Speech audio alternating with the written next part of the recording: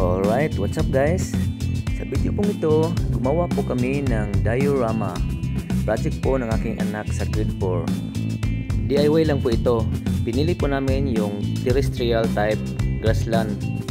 Yung mga animals na makikita sa grassland kagaya ng lion, tiger, zebra, at kung ano-ano pa. Pwede rin kayo gumawa ng aquatic or mga animals na makikita sa ocean.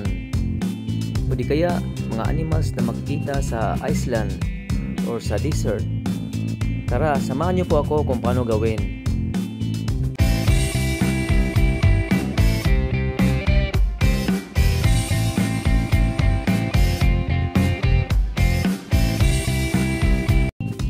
Unang ginawa namin ay kumuha kami ng cardboard. Bumili pala kami ng artificial na grass at dinikit namin sa cardboard. At color paper na blue para magiging ilog. At kung bago pa lang kayo sa ating channel, ay huwag kalimutan mag-subscribe bilang suporta. Maraming salamat!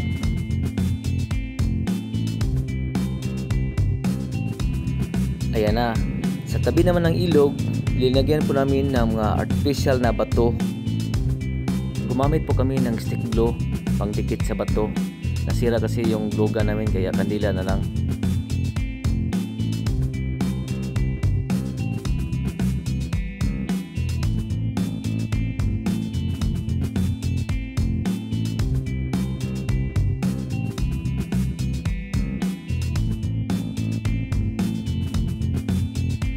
Ito yun mga maliliit na bato.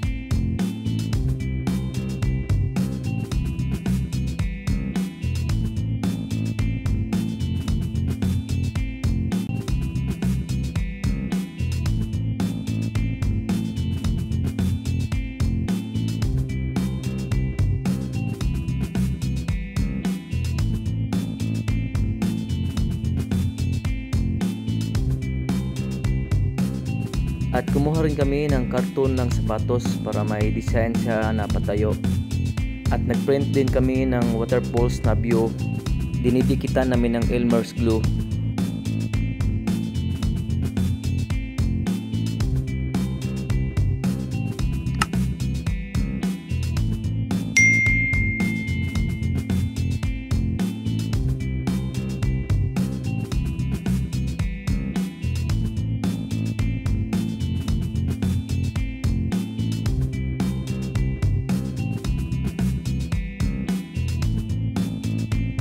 Ayan na, nilagay na namin yung mga animals at mga kahoy.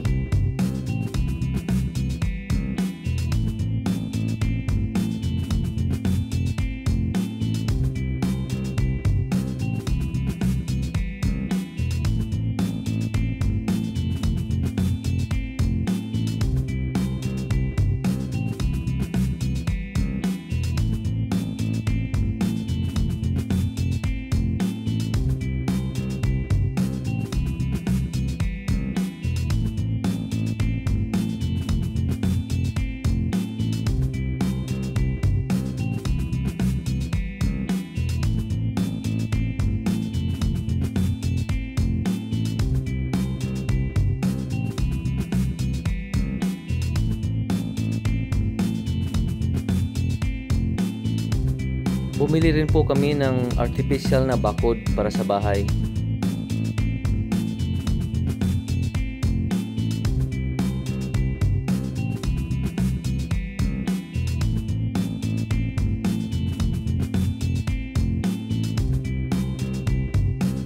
Ayan na po, malapit na po matapos ang ating diorama, grassland terrestrial type.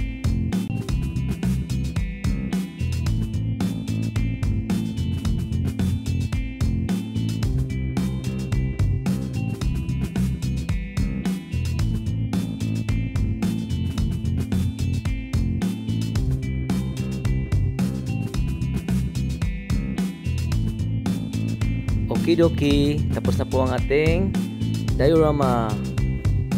Madali lang gawin, di ba? Ang ganda. Tingnan niyo po. Para po sa mga katanungan, comment down below. Sasagutin po natin 'yan. Salamat.